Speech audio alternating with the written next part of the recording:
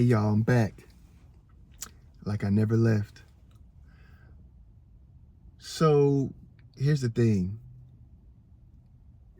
There's an order of events. There's a sequence of events. That alignment, right? That energy flow, that proper frequency. There's a sequence of events. Now for you, the person, the human body, you don't consciously know. Only in retrospect can we see, like, what's they say, hindsight's 2020, hindsight's 2015. It's be super clear, right? However, if you can acquiesce into the relax into the knowing and acquiesce to the path, the greater path, and your guidance from your soul, I think you'll get to where you're going quicker. I feel like not wanting to let the desire to walk the path properly keep us from properly walking our path. Because it's just like you may think you know what you're doing, and to an extent you do. I'm not saying you don't know what you're doing, but what is meant for you to affect the world in a greater way, that could be different than what you feel your proper thing is. I'll give you an example. So when I first got back, when I was going through the first time in 2016, I was like diabetic and high blood pressure and things. It was going down. I was scared. Okay, fear. And I started doing all this stuff. I got my health together and stuff, and it was great. It was great getting things to a better place, because I could see, like, okay, I can do this, right? I can be great. And I was just like, oh, I'm so fit now. Let me go do something in the fitness industry, because I enjoy working out, lifting weights. It's a great stress relief. Seeing your body change is extremely fascinating, and it's cool, and you know the confidence and all these things, right? So I enjoyed that, and I pursued it. I after a while of figuring things out and how I do stuff, I figured, hey, let me try this. And I went to California. I went to school and did all this stuff, and it was learning that stuff was good. And I was gonna get my website together, do all these things, and then 2020 happened and ruined everything. Gyms closed down. Wasn't nobody going outside. You know what I mean? It was just like, it ruined it. Okay, it's getting dark out, so I waited late again. It ruined it. So I couldn't do anything, and I was kind of forced to sit and steep in my oh gosh, in the difficulty. Okay, it was difficult.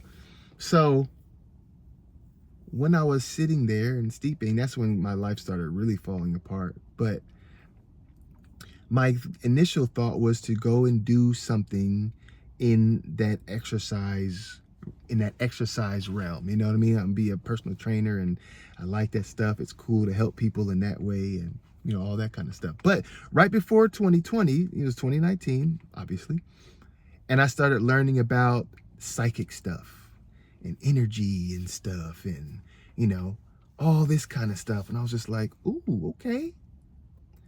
And before that, I actually got my first hint with like dowsing.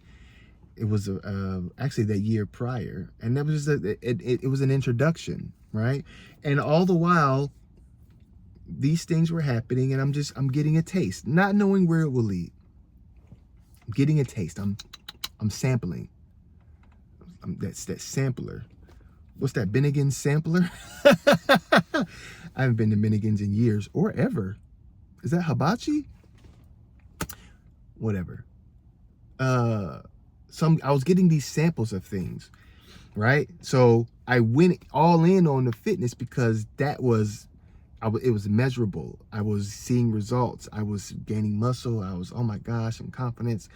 I was running and able to do stuff in my 30s that I couldn't even do in my 20s when I was in the military. And I was just like, man, I'm killing it.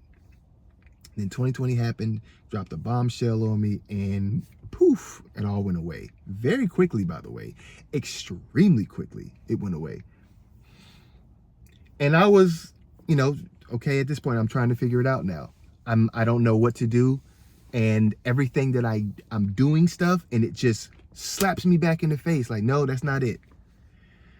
And it got to the point where I was going out for a walk in the park, and my very leisurely pace, okay? Very leisurely pace. And I injured my foot somehow so badly that it didn't heal for like 3 months.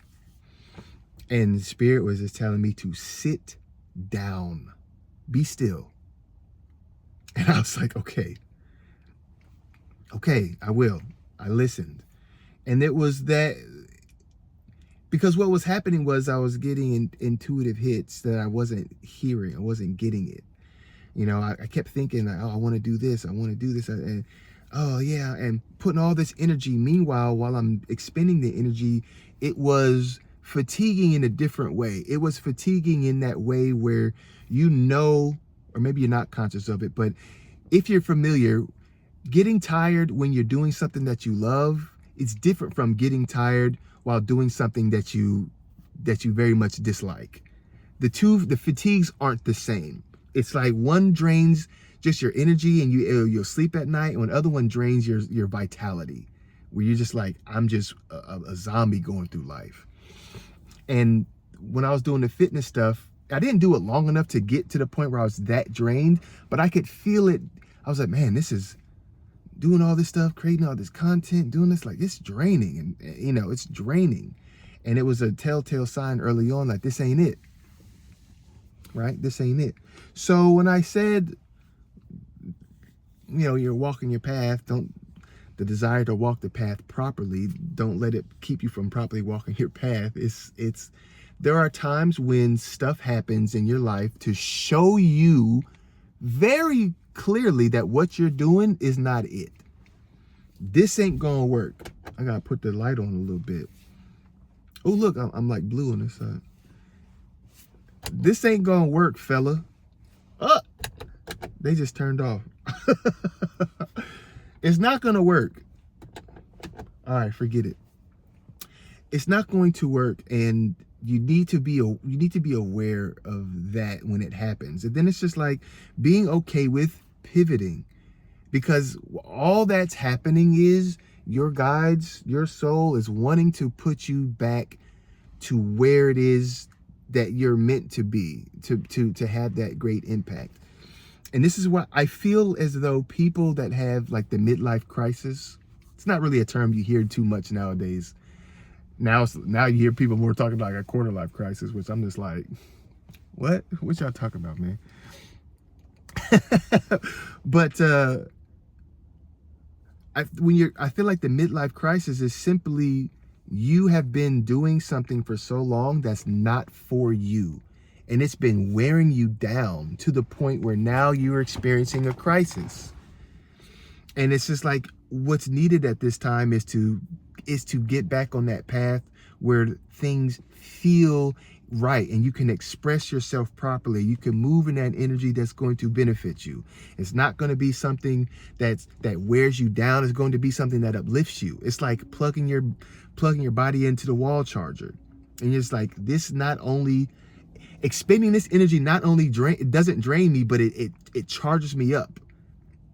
Like, that's the thing. And I understand people talk about survival and, oh, I gotta survive out here, and I get that, but we're not here to just survive. You have a greater purpose than just, I was born, I lived for 60, 70 years, then I died. That's not the point of your existence. That is not the point. Recently I was listening to a podcast, or I was reading a book. It was something, and it was just talking about how every cell in the body, there's trillions of cells, but every cell is important because it does a very specific thing that it's meant to do. Okay? Now, if we liken that to the human race car, there are billions of people in the world, and every person has a specific purpose, something that they are meant to do. And it's not, all people aren't meant to just work at a company for 20, 30 years and then retire and then die shortly thereafter. That's not what, there's more, because your words, your energy, your wisdom, all these things affect other people. And, you know, whether it's just, you know, helping, there's people that experience abuse, women and children especially. There's people that experience, you know, heartache. Anything that you experience, there's somebody else out there that experiences it. And maybe the other person hasn't learned quite how to navigate it. Maybe you've got 20 years of life on them, and you've already overcome it, and you've got methodologies that you used to help get you out of that place. And what you are meant to do is to assist other people that have gone through that to get them out of where they were at before. And then you never do it because you've been working this job for 20, 30 years and you retire, and now you just want to retire quietly, watch TV, and then pass on. But like, that's not, there's so much more. We are here to elevate our soul's growth on that soul's journey. And we elevate that by bumping into each other and having experiences. Like, we help one another to grow. Like, this is the point. It's not something to just come in, live for 50, 60 years and then leave. And then it's just like, it's like empty calories. You eating all this stuff, but there's no nutrition in it. Like, those existences, there's more to it. It's a much more grand purpose. And we can't really do that by keeping to ourselves and, you know, going to work, coming home, and then that's it. It's just like, there's much more. And I'm not even saying that the evolution is the only thing, because there's even more than that. There's fun, there's experience, there's life to be lived. This is something that I am just now getting to a point where I'm like, okay, I need to make this a priority, and I need to figure it out. Some people have hobbies that have allowed them to kind of be in a place for a long time, since childhood. You know, my hobbies growing up, I enjoyed video games a lot, and that carried over into my adulthood. But, you know,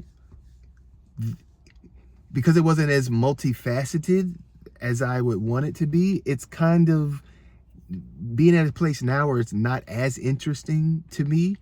It's like, I don't know what else I like. So it takes so much more effort to go out there and find stuff that you like. You know, it's just like, as an adult, fostering adult relationships, it's harder because, you know, when you're in school, there's children all around. You can just make friends. As an adult, you go to work. You know, your work friends aren't your friends. They're your workmates. You know, maybe they can become friends, but they're generally just other people you work with. Friendships, they need to be cared for. They need to be watered. They need to be nurtured. And it's harder to do as an adult. So you have to put yourself out there in different ways. But if you don't know what you like, then it's just like, the order of events is you have to find what you like first. Then you got to start going to it. Then when you go to it and get comfortable, then you have to go and talk to other people. And then these other people like the same things. And then you can start building a friendship. And the theme of this video is the order of events. And you kind of don't know until you're past it and just see like, this is how I got from point A to point Z. This is how so then you can simply use that framework for other things. And it's one of those things. And for me, I'm just like, I'm talking to myself here. It's like, okay, this is kind of what's necessary. And sorry it's so dark. I don't know how to get these car lights on. Maybe I need to get a ring. Oh, I could open the door. That added some light. It wasn't really that helpful though. That is some light. But yeah, it's that framework of getting things and using it in a different way. Okay, there we go. Using it in for a different thing, and it's just it's weird. It takes practice, but it's that order of events. So you never know kind of where you're going, but you want to make sure it's the correct way, it's the correct path, because otherwise you're going to be spinning your wheels and just kind of on that hamster wheel. And I'm not a fan of the hamster wheel. I'm not a fan of I'm more of a cat person, so I like to be out there roaming free. You know what I mean? I want to hunt. I want to go out and hunt. But it's just important to do it in the way that best suits you. And it's just like the only way you can know that is if you listen. You gotta trust your intuition and stuff, and your guides. It's just that we're too focused on money or monetary stuff or material stuff. I'm not saying there's anything wrong with that kind of stuff. I mean, obviously it's cool. You can have nice things, but I feel like the experiences in life, that's, we want things that make us feel good, feel a certain way.